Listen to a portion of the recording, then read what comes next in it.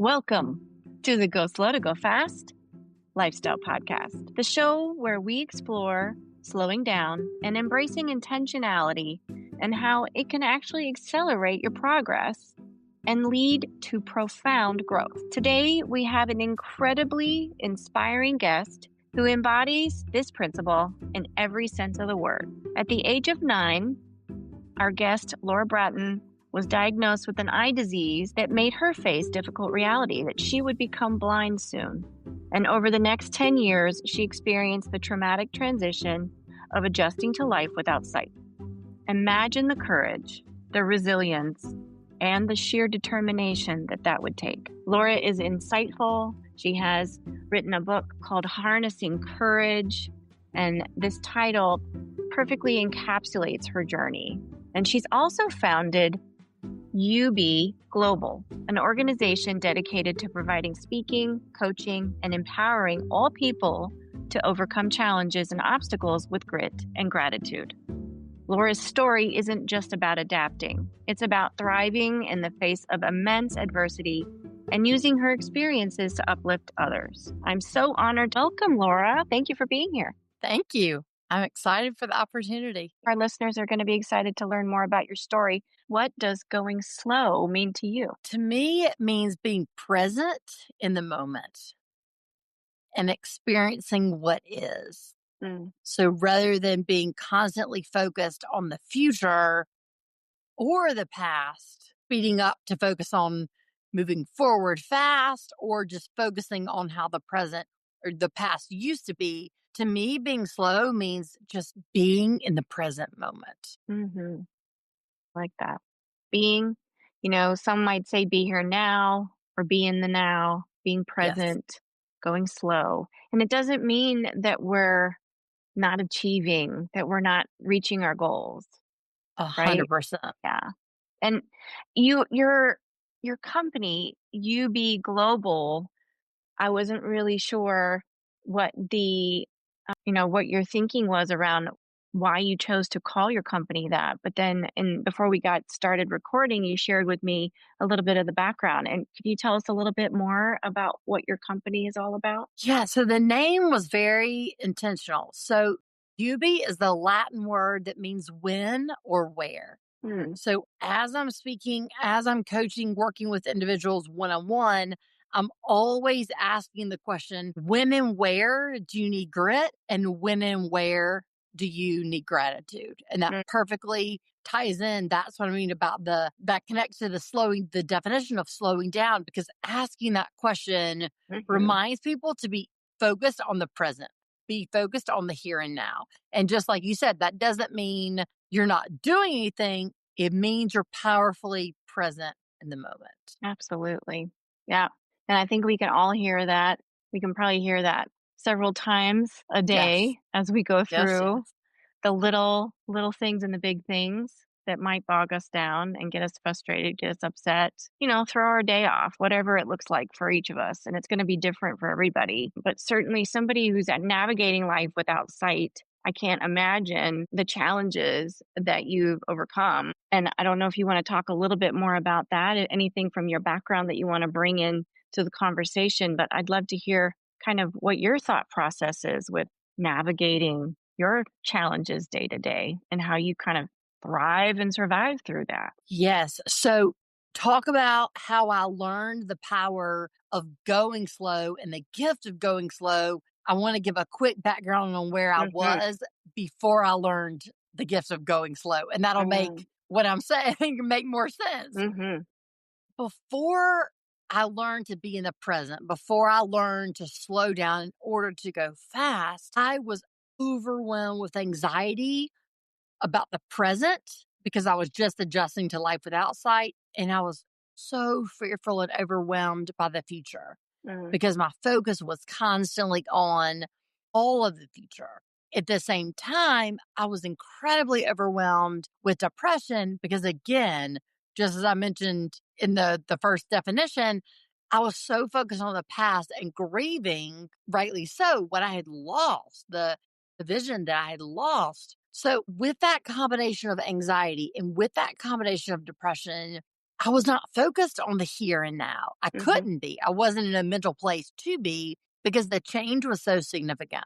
What the gift and what taught me of how to slow down, and slowing down, not just meaning stopping, was the gift of the support around me. So as I was incredibly anxious, as I was saying, I can't do this life is too hard. I want to be just a normal teenager with sight. I don't want to have to be a teenager without sight.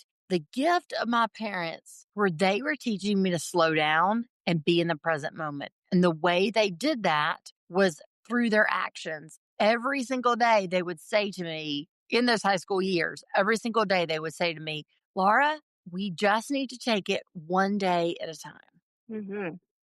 We don't have to figure out the whole future. Yes, we all are grieving something very intense that you lost. Yet all we have to do is today. And so when I would get up and get dressed and get to school on time, that was a major accomplishment. Like they taught me that that was enough for the day if that was all I could handle. So again, through their actions, they taught me what slowing down meant. That slowing down means taking it day by day, literally moment by moment. And of course, at first in my teenage head, I was like, oh, that's so weird. Right. Why are you saying this to me? Would you quit saying this? You said this every day now.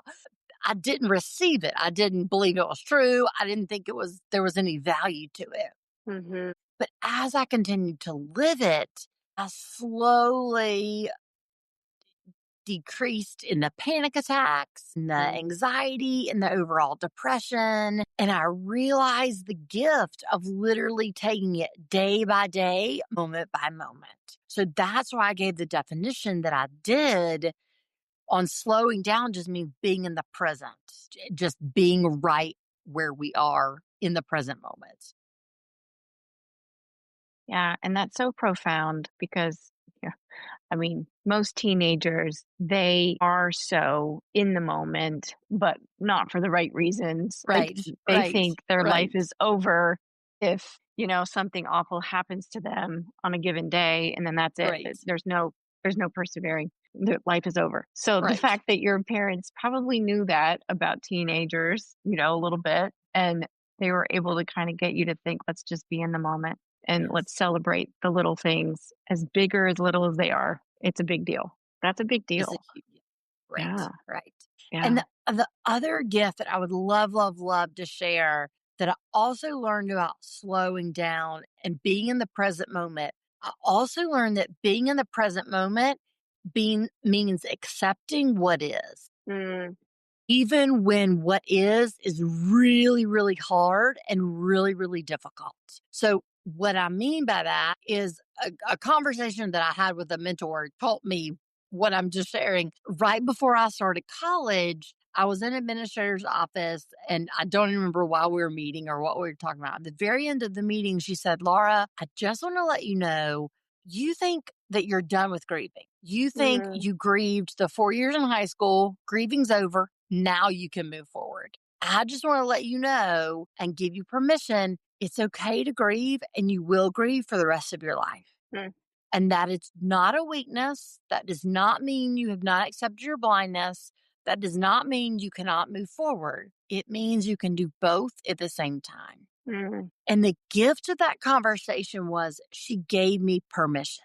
Yeah. And the permission she gave me is, and I'm not just saying this because it's your podcast, is exactly your title. She gave me the permission to slow down so I could go fast and continue forward. Again, what I mean by that is she gave me permission to slow down, acknowledge, wow, this is really, really hard. Yeah. I'm sad what I'm missing. I deeply grieve the vision I don't have anymore. And I choose to have the grit and the courage to move forward. So being in the present moment doesn't just mean all is good and happy and positive and we're joyful and everything is great in our world. That's we're in the present moment. To me, what I've learned through my lived experience, it means being in the present moment and feeling what is, whether that's good, whether that's difficult, whether that's painful, whether that's grieving, whether we're in the midst of change, whatever it is, what it is, and feeling that in the moment, gives us the power to then move forward. Yeah. And that conversation is so powerful too, because there are so many of us that have been, I mean, at least in my experience, I was kind of told, suck it up, move on, you know, Yes. you're going to be fine, stop crying, whatever it was. And I think Yes. my parents were meaning well, and that was like not big trauma, that was like little things. But when we're dealing with big T trauma or little T trauma, whatever it is, and we're told, let's not spend time, let's not go slow, let's move fast and get through it and push through it, it doesn't give our bodies time to accept it and our minds time to accept it and process. And so we're going to carry that baggage around with us until we do process it. And would you rather do it in the moment or when it comes up or later in life when you're not able to or don't have the time to, and then it becomes like a bigger issue? Yes, I completely agree. And that was my lived experience because when I didn't slow down to acknowledge the pain, the grief, the anxiety and the depression got so much worse. Yet when I just stopped and acknowledged the grief and acknowledged the pain, acknowledged the loss and felt the sadness and allowed those tears to come, my anxiety and depression actually got better because I did exactly what you said. I stopped to acknowledge so I could move forward. Yeah. Yeah. And I think, I mean, I'm no psychologist or psychiatrist. I'm definitely not a medical professional, but I'm just hearing the more people I talk to about this type of behavior, and if you do spend time acknowledging it, whatever you're going through, your body's not going to hold on to it. And then that way you don't manifest something worse later. Right. Right. And yeah, I mean, it could be dis-ease in different ways that we Literally. just, yeah, Because yeah. the accumulation of anxiety and depression, that wears our body out. Yeah. Well, it's got to be so heavy in so many Yes. ways, especially if we're Yes. ignoring it. Yes. So, where is your mindset now? How are you feeling about it now? Great question. So my mindset now is definitely that balance of the grit and the gratitude. And what I mean by that, I would love just to break each of those down because what I do not mean about the grit is exactly what you said. Suck it up, move on, get over it. Don't Yep. talk about it, push on. That's not what I mean by grit. The grit that I've learned is the grit that, again, going back to that situation of what my parents taught me, take it day by day by day. So to me, the grit looks like having the courage to say, today's really hard, but today I'll choose to believe in myself.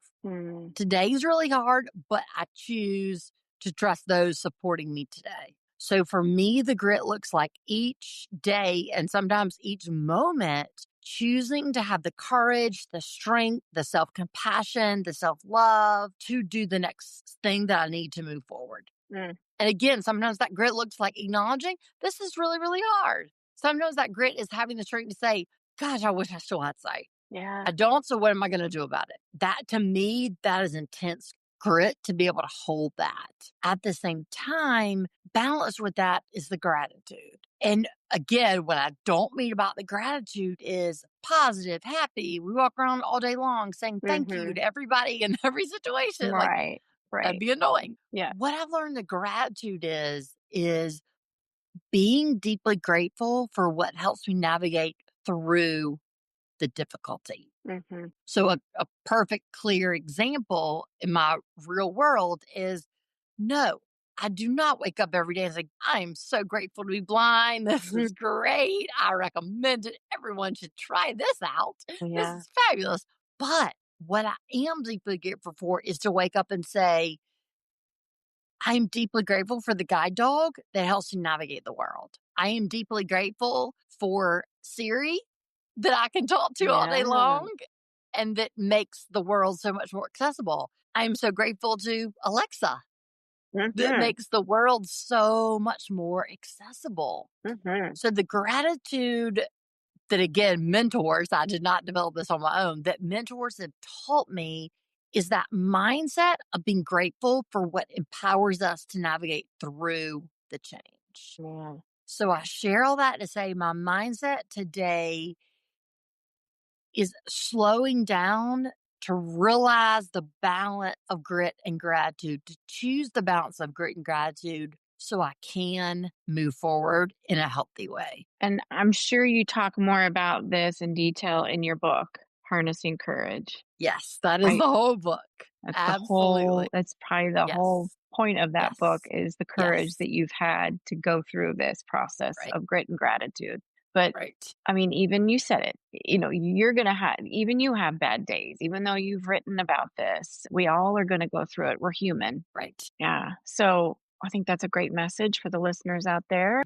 And I'm excited to hear that all this AI is providing you more access in your day to day. That's cool. I mean, Yes, it absolutely is. that's Yes, I amazing. love just the gift. I mean, I laugh about it, but seriously, I am deeply grateful for Siri and Alexa.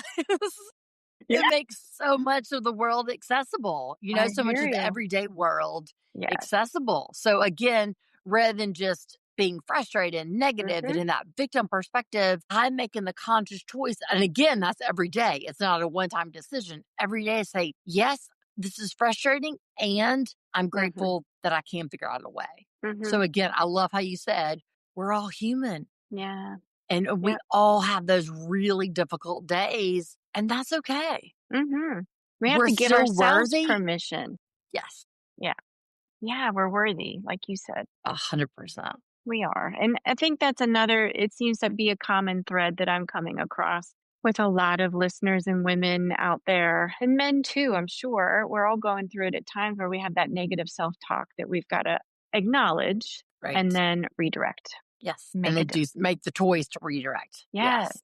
Yes. And it is about making that choice. Like we can choose to wallow and have a pity party and feel sorry for ourselves. And maybe there's days where we need to do that. But maybe not for very long because Not every day, all day, right? no, right, right.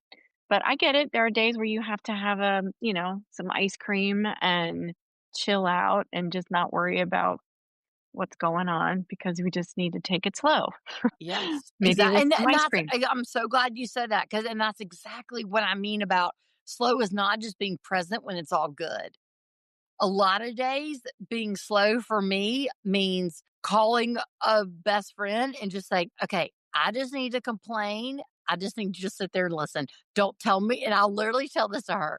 And we know each other well enough to say this to each other. Don't tell me to be strong. Don't tell me to have grit. Don't tell me to have gratitude. I just need you to listen. Yeah. Don't give me my It's words just like, back to me. that's exactly, I literally say that to her. I'm like, don't you tell me those words.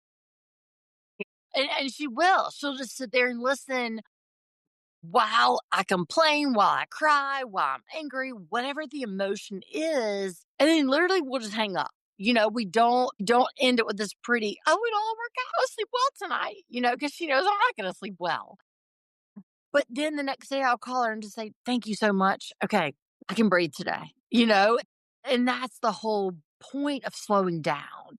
It gives us the space to be in that. I just need to complain today. And then tomorrow I'll make a different choice. Yeah. Yeah.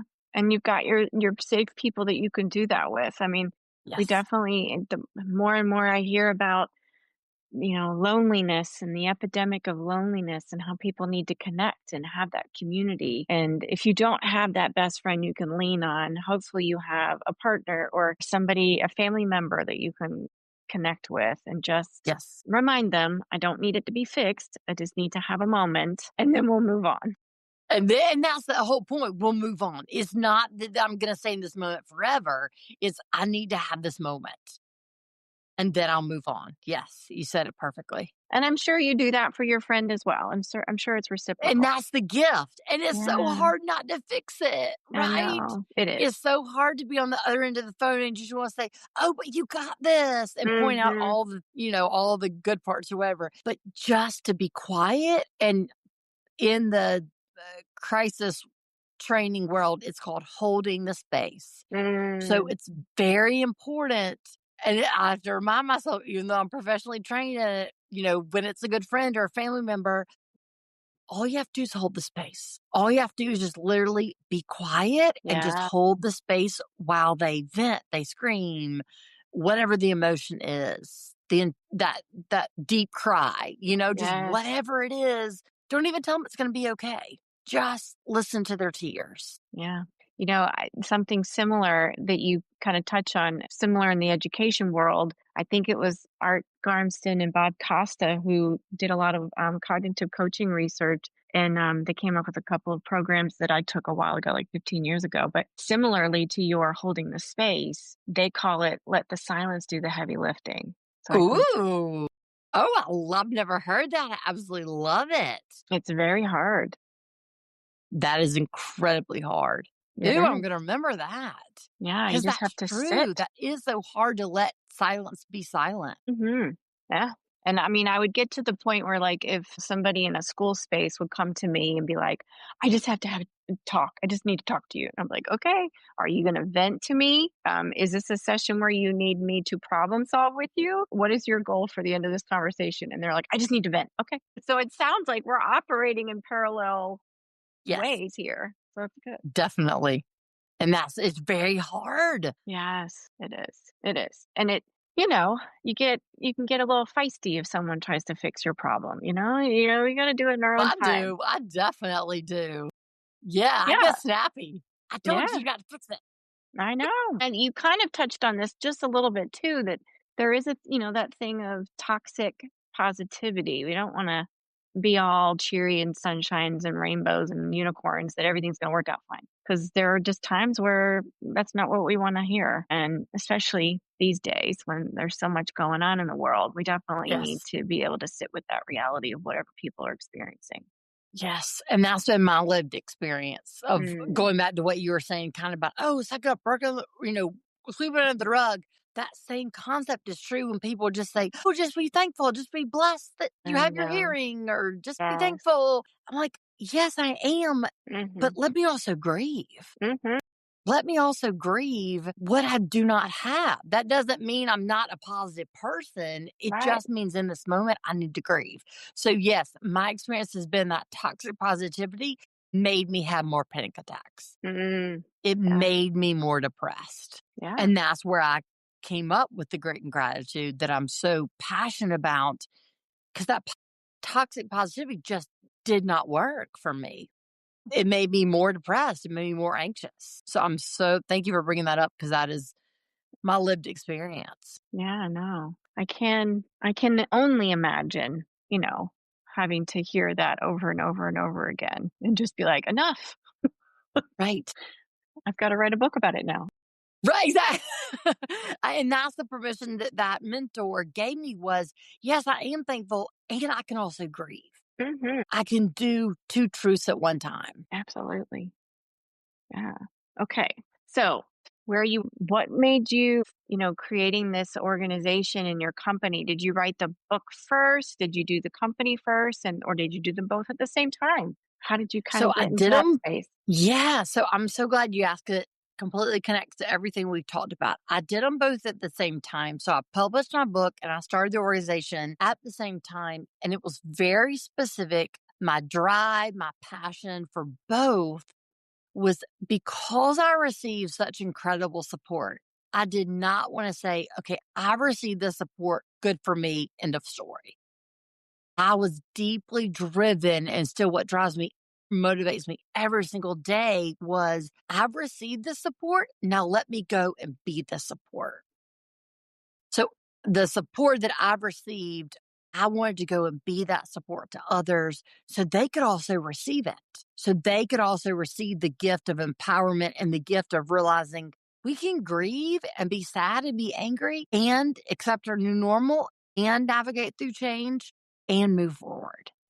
It's all okay with that. And you need that support around you to tell you that, to model that. So the vision behind the book and the organization was to be that empowerment to other people going through change, whatever the change might be. That might be someone who picks up the change and picks up the book and is going through a change that might not last very long.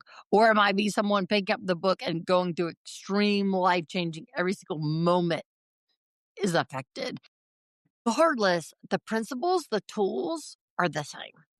So that was the deep passion, and still is my deep passion, that drives me today. What's next for you? And do you have any projects on the horizon? Any initiatives you're working on? So definitely not another book. No. Okay. Definitely not. Maybe sometime far in the future, but definitely not in the near future. Right.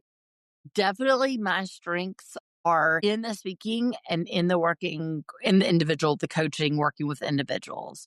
So the projects and what I'm working on and what I absolutely want to grow is the speaking and the coaching. Because again, I cannot say enough about how passionate I am about each of those, both speaking on an organization to group level, but also that one-on-one level where you can go so deep.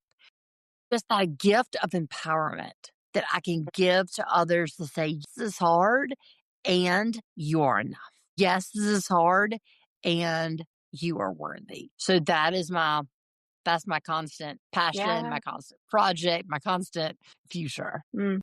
If you can hear any kind of positive message or inspiring message in this episode, I hope that it'll keep moving you forward. There's just so much going on in the world that, people just need to hear a positive message Yeah. and a reassuring voice. And so I know that you're a great light in the world for that. Just that message. And I can't say enough to grieve, to acknowledge our difficult feelings. We are so both scared and that, again, that positivity doesn't give space for the difficulty to breathe. So there's so much healing. And this has been my lived experience and the people I've worked with. Just acknowledging the feelings gives us the space to move forward. If I'm going to be taking what you said today and add it into my practice, I could, bring that into a journaling practice where I'm thinking of, what is something where I'm, going to acknowledge that is hard today. And then, I need to keep moving forward with that grit. And then what is something where I need to be grateful? Can Yes. I find something grateful in my day? It's that Yeah. simple. A Yeah. lot of what I do when I first start working with individuals is exactly what you said. Have them think at the end of the day, okay, what was really hard? And then what helped me survive the day? So just acknowledging that hard takes a lot of courage, it takes a lot of strength to say, gosh, I was really anxious today, or I was really angry today, or Right. this day was really hard to get through. Just acknowledging that takes a lot of strength. And we don't give ourselves enough credit for just the power of acknowledging the hard. Right. Whatever that looks like to you. Right. And any listener out there, I'm thinking about I might do that with my kids when I go up and kiss them goodnight. I might ask them, what was something that was challenging for you today? Okay. And we can get through this. And what are you grateful for? And I think that they'll remember to do that. And it might become a thing that we do every night. So I'll see if that's a routine. I'll let you know if it's I was something going to say, keep me posted, please. well, I'll let you know if 10-year-old boys are going to add that to their practice. Please keep me posted. But as they head into middle school, it's definitely something that they can add. That they can use. I know it works. I've worked with a lot of middle school girls, so I know it works for them. Yeah, that would be, it'll So be a little, keep me. a little science project we'll try here. Yeah, we'll experiment. Well, it's experiment of the mind, the mindset. I like it. Okay. Well, is there anything else that you want to share with our listeners today, Laura, about your, projects and ongoing speaking engagements? Anything that you have coming up soon that you want to share? Yeah, no, that's it. Just the speaking coaching and just the last, similar to what we were just talking about, just the last advice would be in the slowing down. Remember that we do matter and our gifts are enough. Again, my own lived experience and what I hear from so many different people I work with is I'm not doing enough. My gifts aren't enough. My gifts don't matter, especially in times of change, times of trauma, times of difficulty. So just to slow down and remember our gifts do matter. Our gifts, whatever they are, those gifts are enough. So that would be the main takeaway, main empowerment. And that's a gift for our listeners. I think there's somebody out there that needed to hear this today. So whether you're listening to this as soon as it posts or 5 years from now, somebody needed to hear this today. So thank you for that. Thank you for the opportunity. As a busy professional and a parent, I used to wear busy like a badge of honor. I get it. Your brain is a nonstop to-do list, and it feels like there's no time to breathe, let alone slow down. But that's where we've been getting it wrong. The secret to a calmer, more productive life isn't doing more. It's learning to do less efficiently. Your path to resilient calm begins with one simple act: pausing. Think of the pause as your personal reset button. It's not about escaping your life. It's about showing up more fully for it. It's a moment to reconnect with yourself before jumping into the next task. The first actionable move in my 3-step ComStack method is something I call permission to pause. This is an intentional 60-second break that you take in between different tasks or settings. For example, before you go from work mode to mom mode, parent mode, take a moment to pause and breathe. And before you open your laptop in the morning, pause and breathe. Just for 1 minute, close your eyes. Inhale deeply for a count of 4. Hold for a count of 4. Exhale for a count of 4. Hold for a count of 4. And repeat that 3 times. It's that simple. That single minute, that intentional pause, it breaks the cycle of chaos, and it gives your nervous system a chance to reset. So, you can walk into the next part of your day with clarity and not overwhelm. This is the power of slowing down. If this simple strategy for 60 seconds created some calm for you, I want to show you what else is possible. I have an online course that's ready when you are. It's out on my website, and it's called the 3-Step ComStack. And the first module is free, so you can get an idea of what it's all about before committing. This is just the first step in my 3-Step ComStack method. It's a complete approach to building daily rhythms that support peace, clarity, and joy. So if it feels right to you, I invite you to keep going. You can get the full course and start building your own ComStack with me today.